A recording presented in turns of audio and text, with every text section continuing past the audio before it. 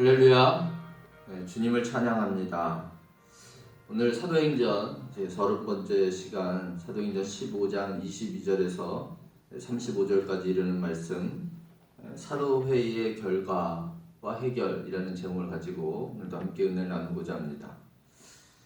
교회 안에 바리새파 출신 몇몇으로 인해 그들이 이제 아직도 유대주의적 사고방식을 버리지 못하여서는 이방인 신도들에게 자신도 짓지 못했던 그런 율법의 짐을 지우는 그런 처사를 하고 말았었지요. 곧 할례를 받지 않으면 구원에 이르지 못한다라는 것이었습니다. 이것은 참 크나큰 잘못인 것입니다.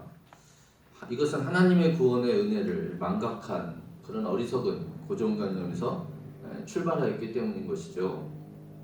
할례나 율법에 문제가 있다라는 것은 아니라 더 이상 이러한 것들이 구원과는 연관되지 않는다라는 사실입니다. 구원은 믿음으로 주님을 영접한 이들에게 임하는 하나님의 은혜인 것입니다.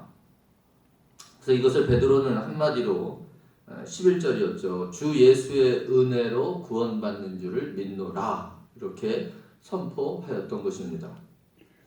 베드로를 비롯한 사도들과 장로들은 성령의 인도하심을 힘입어 이 같은 참 진리와 자유를 수호할 수 있었습니다. 이 같은 결론에 이르는 데는 교회의 환경도 어느 정도는 영향을 주었다라는 것이죠.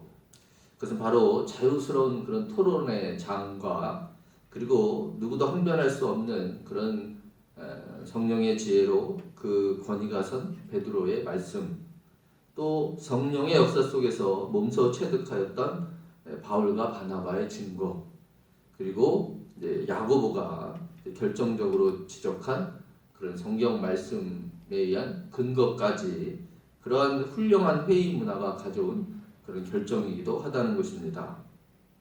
결국 이렇게 오늘 본문에 보니까 만장일치로 회의의 결정을 본 예루살렘 공교회는 문제의 발단이 되었던 안디옥 교회의 대표자들을 파견하게 됩니다. 이 문제로 찾아왔던 바울과 바나바뿐만 아니라 두 사람, 선지자라고 이렇게 지칭되어 있는 유다와 실라를 그 대표자에 합류시켰는데, 이 일에 대한 이유는 이제 그들이 가지고 간 그 서신으로 통보되는 사항이 예루살렘의 사도들과 장로들에 의한 이제 결의된 그 결정문임을 확실히 보증하기 위한 그런 조치였던 것입니다. 25절에서 27절까지가 그 같은 내용입니다. 참 대단하지 않습니까? 교회가 지금 막 형성되는 그런 시점이었는데, 그래서 사실 말거리도 많고 분란도 많을 수밖에 없었던 때 아니겠습니까? 근데 지금보다 어떻게 보면 그 모든 상황에 있어서 이 문제를 해결하는 일이 있어서 더 철저하지 않았나라는 것을 생각하게 되는 것이죠. 이 문제를 가지고 온 그 제자들을 지금 돌려보내면서 뭐 일종의 판결문이라고 할 수 있는 그런 해결서가 담긴 이 편지뿐만 아니라 사람도 이제 두 사람이나 증인으로 보내어서는 그 해결하고자 하는 일의 확고함을 더했다라는 것입니다. 그리고 그 편지 안에 그와 같은 이유까지도 적고 있는 것이죠. 아무리 생각해도 참 대단했다라는 것입니다. 물론 그 내용들이 중대해서였기도 하겠지만, 또한 이 과거 교회 조직이라는 것이 그렇게 허술하지 않았었다라는 것을 의미하기도 하는 것이죠. 그래서 오히려 하나님의 교회이기에 더 세심하고 더 철저하게 그 같은 문제된 일을 해결하였다라는 것을 우리가 생각해 볼 수 있는 것입니다. 또 한 가지 유념할 점이 있는데, 서신에서 특별히 밝히고 있는 것으로 이러한 결정이 바로 공교회, 즉 사도와 장로들로 대표되는 그런 교회의 결정이라는 것입니다. 28절에 있는 내용이죠. 그래서 베드로가 만장일치의 의견을 낼 수 있었던 것도 성령과 공교의 결정이다라는 것입니다. 그래서 베드로가 만장일치의 의견을 낼 수 있었던 것도 성령의 증거를 통해서였었던 것이죠. 따라서 초대교회는 철저히 성령과 함께하는 교회였다라는 것을 우리는 알 수 있는 것입니다. 그 사도행전을 따로 성령행전이라 그렇게도 부른다고 했었죠. 이렇게 성령이 함께하는 역사가 교회 역사랄 것입니다. 따라서 오늘날도 우리는 모든 문제를 해결함에 있어서 가장 우선으로 해야 할 것이 성령님의 뜻, 성령이 뜻하시는 바가 무엇인가를 살펴야 한다는 것입니다. 오늘 보시는 대로 이방 교회에 보내는 이 공적 서신에서도 성령의 권위가 사도들보다 앞서 있다라는 것을 볼 수 있는 것이죠. 먼저 내세운 것만 보아도 알 수 있지 않겠습니까? 28절에 그렇게 얘기하고 있는데 성령과 우리는 이렇게 표현하고 있는 것만 봐도 우리가 충분히 생각할 수 있는 것입니다. 따라서 다시 말씀드리지만 성령을 통하여 제자들의 하나로 통합된 의견만이 교회의 의견이 되어야 한다는 것입니다. 성령은 하나님의 영으로서 하나님의 뜻을 나타내기 때문인 것이죠. 우리가 이 점을 잘 새길 수 있기를 바랍니다. 이렇게 공교회는 구원의 조건으로서 율법의 할례에 대한 짐을 이방인 신도로부터 제거하였습니다. 그런데 여기서 끝이 아니라 한 가지 덧붙인 것이 있습니다. 이것이 또한 이제 오늘 우리가 본문을 대함에 있어서 아주 주안점을 두고 생각해 보고자 하는 것인데, 이것은 야고보가 결론적으로 성경 말씀으로 그 근거를 내려서 베드로의 의견을 확정하였을 때 그때 그가 덧붙였던 것입니다. 20절의 내용이었죠. 20절. 그래서 이것만큼은 꼭 지키는 것이 좋겠다. 그런 뜻으로 말씀하고 있는 것입니다. 오늘 본문에서는 29절의 내용인데 한번 보세요. 29절 보시면 우상의 제물과 피와 목매어 죽인 것과 음행을 멀리할지니라 그랬습니다. 이게 20절에도 있는 내용이죠. 20절에도 다만 우상의 더러운 것과 음행과 목매어 죽인 것과 피를 멀리하라고 편지하는 것이 옳으니 이렇게 되어 있습니다. 그러니까 우상의 제물과 피와 목매어 죽인 것, 음행, 그 네 가지 사항을 삼가라 이렇게 전하고 있는 것입니다. 우선적으로 먼저 구별해야 할 것은 뭐 네 가지 사항이지만 우상의 제물, 또 피와 목매어 죽인 것, 그다음에 음행 이렇게 따지면 세 가지 사항으로도 우리가 생각할 수 있겠죠. 그래서 이 세 가지 사항은 결코 구원의 조건에 해당되는 행위가 아니다라는 것을 먼저 생각해 봐야 한다는 것이죠. 다른 말로 말씀드리면 성도들이 구원에 있어서 문제가 되니까 이건 꼭 반드시 지켜야 한다 이렇게 말하고 있는 것이 아니다라는 것입니다. 이것은 서신에 나온 표현에서도 우리가 알 수 있는데 28절에 요긴한 것들이라는 표현이 있죠. 그리고 또 29절에 이에 스스로 삼가면 잘 되리라. 이런 표현이 바로 그러한 것들의 주장을 뒷받침할 수 있다. 즉 구원의 필수적인 그런 강제적 조항은 아니다. 그러나 꼭 지켜줬으면 좋겠다. 이제 그런 내용의 이야기라는 것입니다. 자, 그렇다면 이 요건은 왜 굳이 덧붙였는가? 이렇게 물을 수 있겠지요. 결론부터 말씀드리면 이 세 가지 요건은 근본적으로 유대인과 이방인 그리스도인들 사이에 교제를 가능하게 하기 위한, 그러니까 관계를 맺게 하기 위한 그런 뜻에서 꼭 필요했던 요건이라 할 수 있습니다. 다른 말로 풀어서 다시 말씀드리면 이것은 유대인들에게는 아주 거역스러운 것들로서 이제 실질적으로 유대인과 이방인이 교제를 나누는 데 있어서 가장 큰 방해가 되는, 당시로서 가장 큰 방해가 되는 그런 요소들이라 할 수 있는 것이죠. 왜 그런가 우리가 좀 하나하나 살펴보자면, 우선 헬라인들, 그리스인들이 이전 그들의 사고방식으로서는 뭐 그렇게 크게 문제가 될 것 없는, 그런 없었다 할, 즉 그들의 종교 축제와도 관련이 깊은 일이 있는데 그것이 바로 뭐냐? 음행의 문제라는 거예요. 이건 우상 숭배의 잔유물이라고도 할 수 있겠는데 그들은 그들의 신전에서 이것은 성적 타락에 대한 어떤 뭐 지금 단에서 다 말씀드리긴 그렇지만 그런 문란한 행위들을 하였다라는 것입니다. 그래서 유대인들로서는 이것을 받아들이기가 힘든 것이죠. 왜냐? 이것은 십계명에서도 이르는 얘기지만 간음죄에 해당되는 그런 문제인 것입니다. 그러니까 즉 죄의 문제라는 것이죠. 따라서 이것은 오늘날 자유함을 가진 그리스도인으로서도 마찬가지 문제가 될 수 있는 것입니다. 죄의 속성과 관련한 부분이기 때문에 이것은 제재할 수밖에 없었다라는 뜻의 말씀인 것이죠. 사실 이 뭐 음행에 대한 이야기는 많은 이야기들을 할 수 있을 것입니다.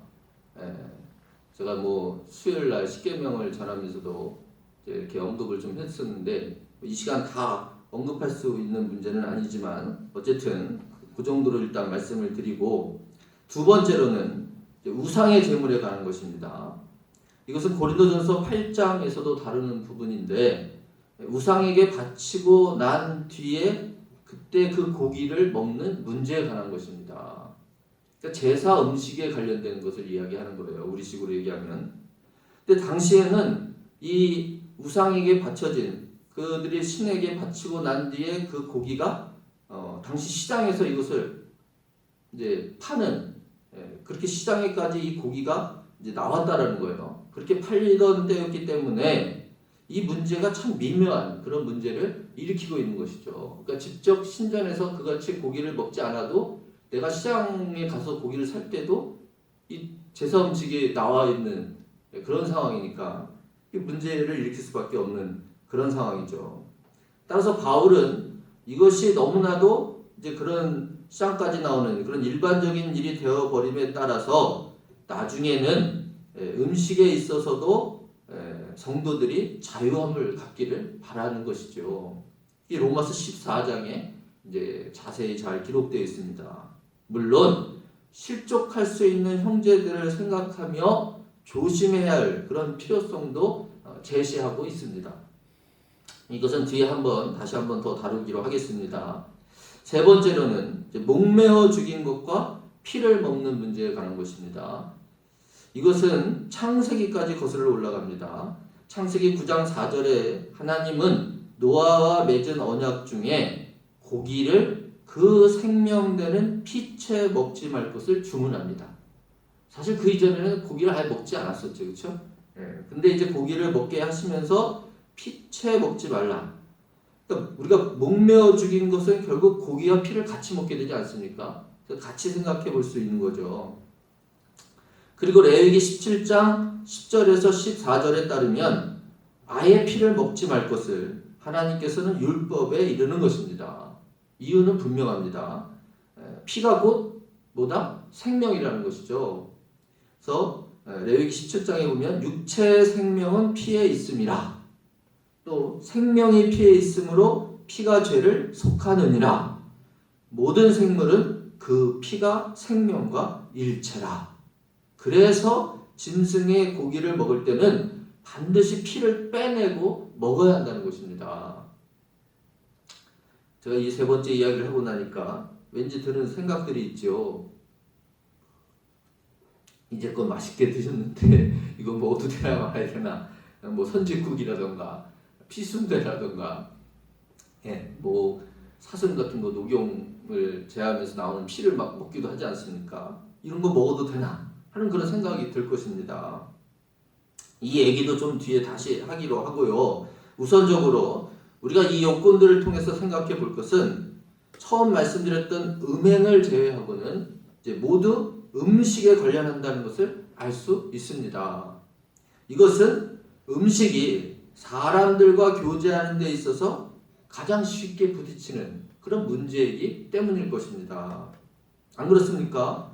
우리가 회사에서 회식을 가려해도 이거 못 먹어요, 저거 못 먹어요. 그런 사람 있으면 김 빠지죠. 그렇죠? 회식 메뉴를 하나 정해도 음식 문제가 관계에 있어서 아주 기본적으로 접하는 그런 문제라는 것입니다. 먹는 관계가 잘 이루어져야 모든 것에 접근이 쉽지 않습니까? 그래서 대접하는 그런 문화가 사회적 관계에 있어서 아주 중요한 그런 몫을 우리나라도 차지하고 있는 것이죠. 뭐 접대비 이런 게 따로 있는 것처럼 바로 이 같은 먹는 문화의 차이가 지금 이방인과 유대인들이 어울리기 힘들게 하는 그 주 원인이 되고 있는 것입니다. 그러나 이것은 또한 아주 오래전부터 유대인들에게 속한 이방인들도 잘 알고 있는 그런 요건이기도 하다. 21절에 그렇게 기록하고 있습니다. 그리고 생각해보면 지금 여기서 얘기하는 그 조건이 그렇게 까다로운 것은 아니죠. 레위기에서 지적하고 있는 율법의 부정한 먹을거리들을 얘기하면 훨씬 더 복잡하죠. 뭐 이를테면 그냥 돼지고기도 먹을 수 없어요. 그렇죠?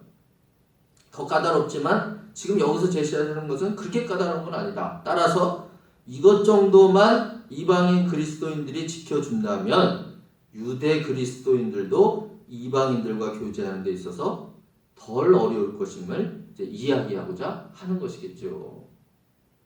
그러니까 뭐 할 일까지 하라는 말은 더 이상 안 할 테니까 요 정도는 뭐 해줄 수 있지 않겠느냐 뭐 그런 뜻의 라고 이야기라고 할 수 있을까요? 자, 먼저 음행은 문화적 차이를 넘어서는 것이죠. 죄의 문제라고 그랬어요. 하나님의 창조 질서를 파괴하는 부분이니까 그야말로 그것을 스스로 삼가면 잘 되는 일이 맞죠. 그러니 이것은 일단 제외하고 다음으로 이방인이라 할지라도 이제 하나님을 믿기로 했으니 우상 제물에 손 안 대는 것이 어찌 보면 당연하다는 일 아니겠습니까? 그리고 마지막으로 피와 목매어 죽인 것을 먹지 말라는 것은 그렇게 큰 제약이 아닌 것이다. 그러니까 목매어서 죽이지 않고 피를 내서 죽여서 그 피를 낸 후에 먹으면 되지 않습니까? 먹지 말라는 얘기가 아니니까. 그러므로 당시로서는 이 같은 관습은 이방인 스스로도 제거하면 유익하니까 서로의 교제를 위해서 관계를 위해서 노력해달라라는 그런 규정사항이다라는 것입니다. 그래서 앞서도 말씀드렸지만 이것은 구원의 조건으로서 반드시 지켜달라는 사항은 아닌 것입니다. 서로 사귀는 데 있어서 조금씩 이러한 차이를 양보하면서 해결함을 갖자 그런 취지라는 것입니다. 이런 예가 비등한 예가 될 것이라 생각하는데 우리나라 그리스도인들의 금주 금연에 관한 것입니다. 우리나라 기독교계에서는 이제 금주와 금연이 당연시되어 있죠. 믿는 사람들이 이것을 하면 안 된다라는 것으로 대부분 알고 있습니다. 그런데 이러한 조항이 어떻게 생겨났는가? 담배는 성경에도 없는데 어떻게 이런 규정을 만들었는가? 뭐 이런 등등의 여러 많은 질문들이 있습니다. 저도 개인적으로 이런 질문들 많이 받습니다. 그런데 제가 알기로 이 규정들은 우리나라에서 만들어진 규정이라는 것입니다. 무슨 말이냐면 우리나라의 선교사들이 이제 복음을 전했더니 우리나라 사람들이 참 잘 받아들이는 거죠. 그리고 교회가 잘 세워졌습니다. 그런데 문제가 되는 그런 상황이 벌어져서 그 자리에 좀 가보면 꼭 이 음주하고 이 술 먹는 문화 뭐 거기에 따르는 건 당연히 또 이 흡연이죠. 그리고 또 한 가지 도박이 문제가 되더라는 것입니다. 신앙생활 잘 하다가도 음주 때문에 흔들리고 도박 때문에 문제가 되더라는 것이죠. 그래서 특별 규정으로 선교사들이 한국 교인들에게 이 두 가지를 금지 규정으로 세웠다는 것입니다. 무슨 말씀인지 아시겠죠? 그런데 이렇게 말하고 나면 더 헷갈려 하시는 분들이 있습니다. 목사님, 그럼 이거 해도 된다는 것입니까? 아니, 하지 말라는 것입니까? 또 그렇게 물으시는 거죠. 그러니까 대부분의 것은 지금의 금주나 도박처럼 안 할수록 유익하다라는 것은 다 잘 아실 것입니다. 아니, 담배는 백해 무익하다고 하는데 일반적으로 세상 사람들도 하면 나쁘다고 하는데 그거 그리스도인이 하나님의 성전을 몸으로 하고 있는 그리스도인이 해서야 되겠습니까? 안 하는 게 당연히 유익하죠. 그러므로 여러분 각자 그 믿음의 판단에 맡기는 것입니다. 그러나 기억할 것이 있습니다. 아까 제가 대답을 미룬 것 두 번째, 세 번째에 관한 대답이 될 것인데 이것은 사실 로마서 14장하고 고린도전서 8장에 다 설명된 것입니다. 요약하자면 우리는 이미 자유함을 얻었습니다. 그건 음식에 있어서도 마찬가지죠. 레위기서의 그 조항들을 다 지킬 필요가 없다는 것입니다. 물론 그렇다고 음행을 해도 된다는 것은 아니죠. 그것은 앞서도 말씀드렸지만 이것은 죄악의 문제와 관련하니까 일단 빼고요. 음식에 있어서 여러분 우상 제물이라는 것은 사실상 우리에게 의미가 없는 것입니다. 무슨 말이냐? 우상이 뭡니까? 아무것도 아닌 것입니다. 하나님 외에 다른 신은 없습니다. 그러니 우상은 사실상 아무것도 아닌 거예요. 따라서 우상에게 바쳐진 제물이라는 것도 사실상 의미가 없다는 것입니다. 그저 하나님이 우리에게 주신 고기다, 음식이다 이렇게 생각하면 뭐 돼지머리 고기를 먹든 뭐 문제될 것이 없다라는 말씀입니다. 선지국을 먹는 문제도 뭐 그렇죠. 그런데 어떤 건강학자들은 뭐 이를테면 피를 먹는 것이 좋지 않다 뭐 그런 이야기도 하는 것을 들었습니다. 그러나 또 좋다는 반대편 의견도 만만치 않죠. 결론은 그것을 먹는다고 해서 무슨 죄가 되는 것은 아니다라는 것입니다. 특히 피는 생명이라 죄를 속한다 했죠. 그러나 이미 우리는 예수 그리스도의 보혈의 피로 죄사함을 받았습니다. 할렐루야. 그러므로 이제는 동물의 피로 내 생명을 대신하여 죄사함을 받는 일은 의미가 없는 것입니다. 그러므로 피를 먹는 문제에 있어서도 뭐 이전처럼 생각할 필요는 없다라는 것입니다. 아니 선교사들이 선교하러 와서 우리 민족이 뭐 선짓국이나 또는 그 목매어 죽인 짐승 그러면 제일 얘기하는 대표적인 짐승이 뭡니까? 보신탕이죠.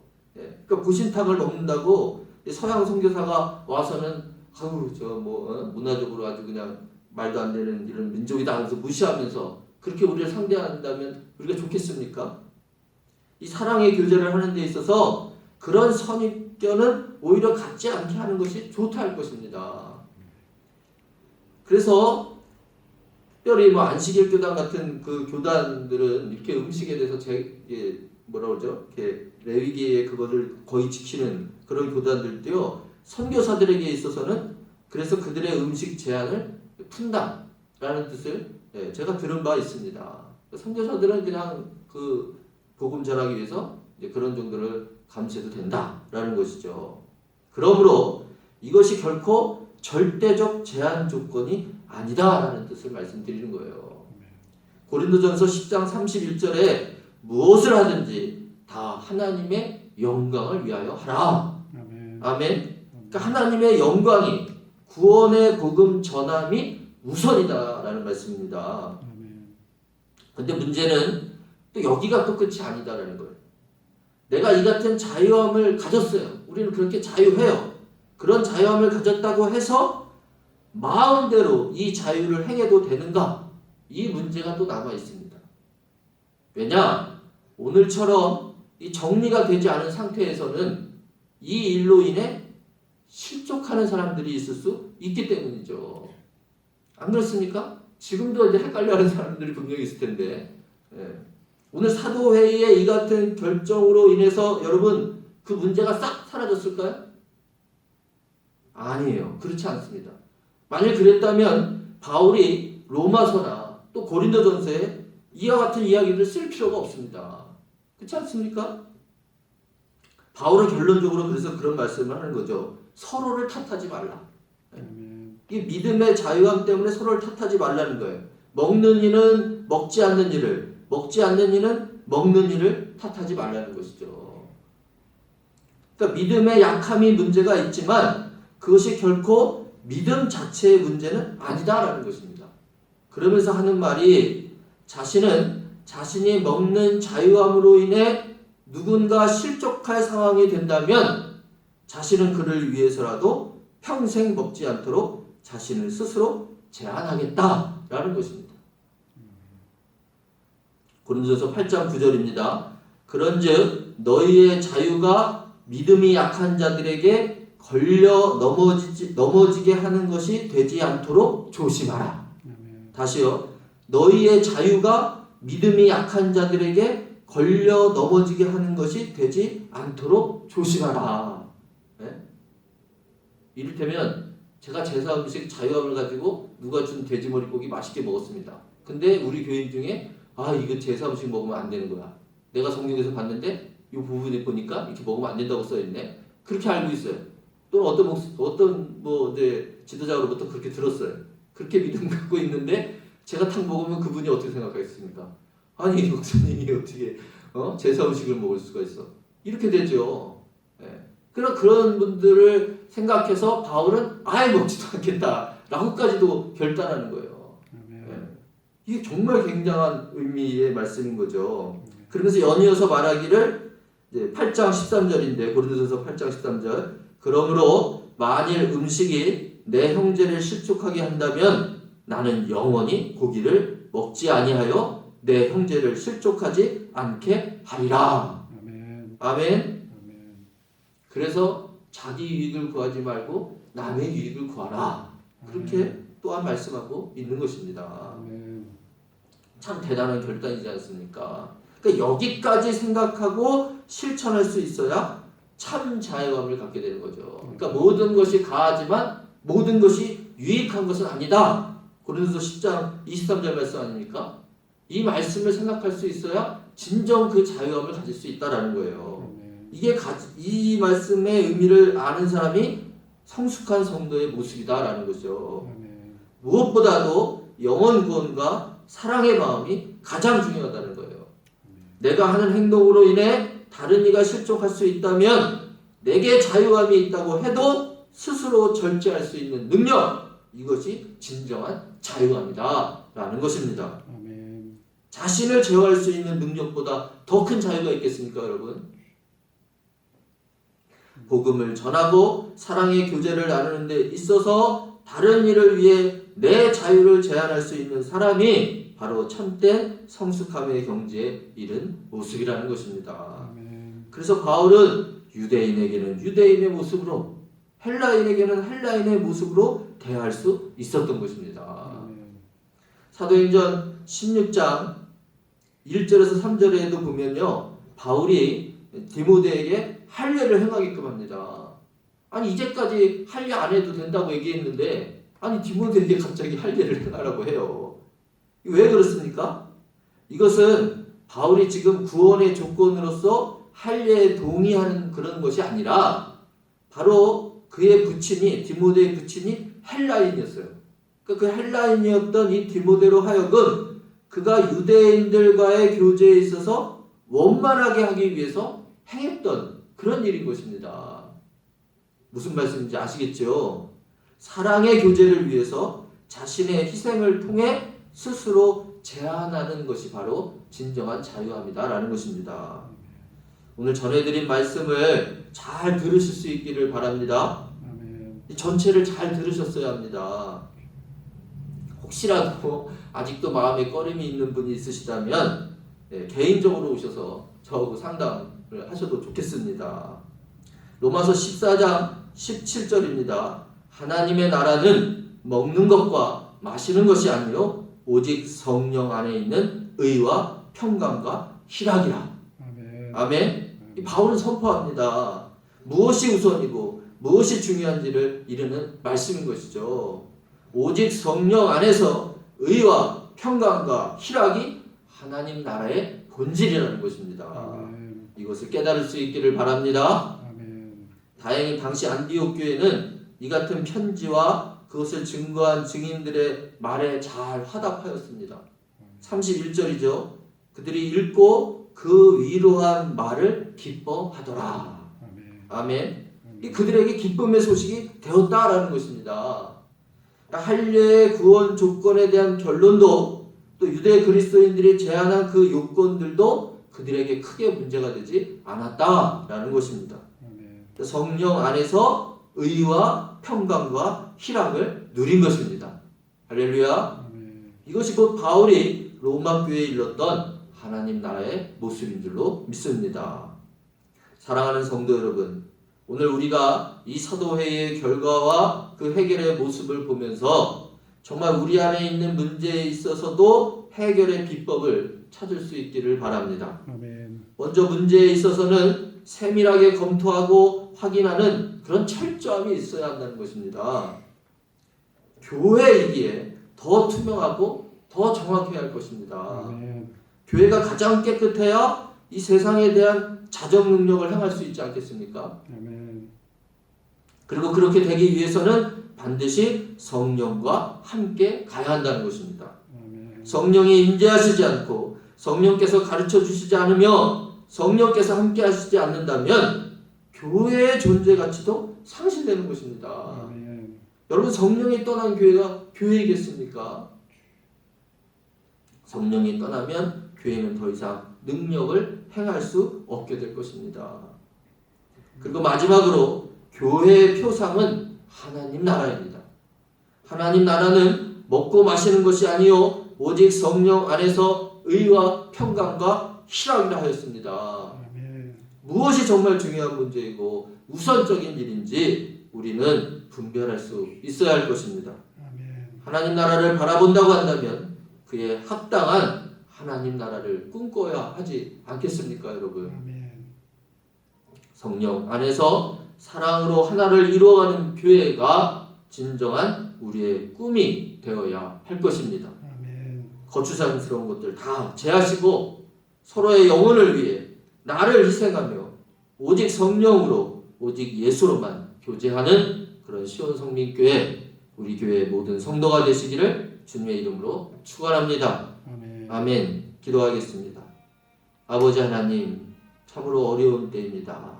분별하기 어려운 이 갈수록 험난한 험악한 이 세상을 우리가 살면서 아버지 우리에게 허락하신 이 말씀들의 중요한 의미를 온전히 깨달을 수 있기를 원합니다. 우리에게 주신 말씀들로 서로를 비판하고 판단할 것이 아니라 어떻게 하면 서로가 더 온전히 사랑으로 하나님 나라 영광을 위해서 우리의 맡은 바 사명을 감당할 수 있을지를 위해 고민하며 기도하는, 그렇게 협력하는 그런 우리 성도들, 이 땅의 교회들이 되기를 소원합니다. 주님, 여러 가지로 혼란스럽고 어려운 때, 정말 무엇이 옳은지 알 수 없는 이러한 때 정말 우리가 분별할 수 있는 지혜를 허락하여 주시옵소서.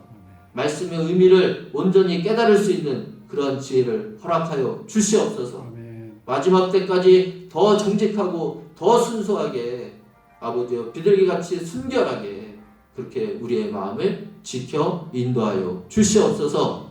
우리의 모든 것이 하나님 나라 영광을 위하여, 내가 아닌 남을 유익을 위하여 사는